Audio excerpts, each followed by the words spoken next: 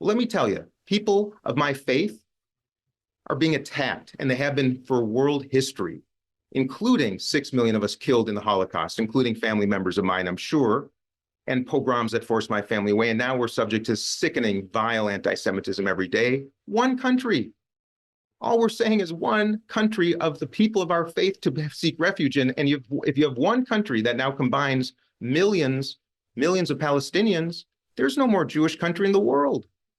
And if America could have said, you know what, when the first boats left the Holocaust and came to this country, that we would have accepted them, maybe a different story. But Brianna, there is no place for Jewish people to go. And I would just ask that you open your heart. Yeah. But let me just finish. Oh, okay. I'm sorry. I thought you were finished. Ask you to open your heart to what it's like to not look like someone who maybe needs some help. But let me tell you, speaking for millions of Jewish people around the world right now, I think it's really offensive that progressives have totally forgotten history and what the misery of being Jewish has been for generations and generations and generations, for reasons that I do not really understand, but is real. So please, don't let that progressive luck stop at my door. Well, okay. I'll help you understand. For one, Representative Phillips, strikes me as a little ironic that you're going to say to me in my face as a Black American who doesn't have the option of someone that the United Nations and the international community having intervened on my behalf to create an entire country for my people who have zero options of some place to flee, who have been living in an apartheid state of our own in the United States of America, which has the 25% of the world's prison population that was disproportionately filled with my people, who was reported this week, substantively make all of the paint and slave labor products in the United States of America so we can compete with China and the rest of the world. The idea that you're looking at me and saying that I don't have empathy and can't open my heart to the psychic I said idea. Progressive, Brianna, I do have empathy. That's what I'm asking for. I am a progressive, so I'm speaking to you as a progressive, but also as a Black progressive. I have enormous empathy. Wait a minute. I have enormous empathy for the reasons why Jewish people want a Jewish state.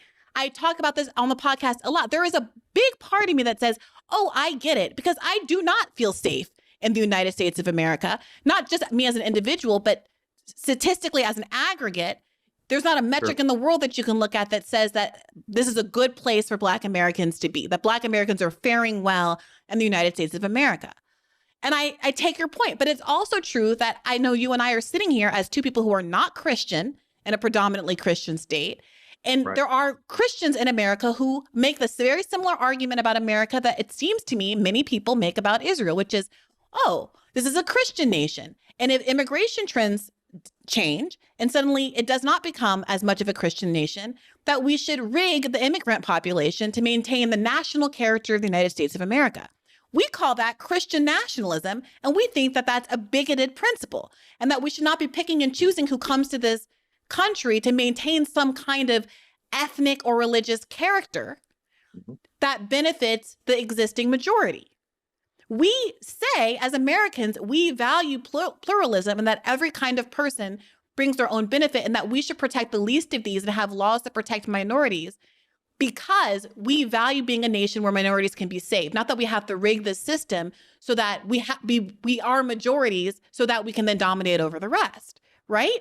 So it strikes me as much as I empathize. When you tell the story of Jewish ships full of Jewish people after the Holocaust being turned away, I've spoken at length on this podcast about how disgusted I was to discover that Otto Frank, Anne Frank's father, application was turned away and how close they came to be able to immigrate to America. I'm disgusted by it. But the question is, why should the actions of an anti-Semitic America and an anti-Semitic Europe be paid for by the people of Palestine who had absolutely nothing to do with the horrors of the Holocaust?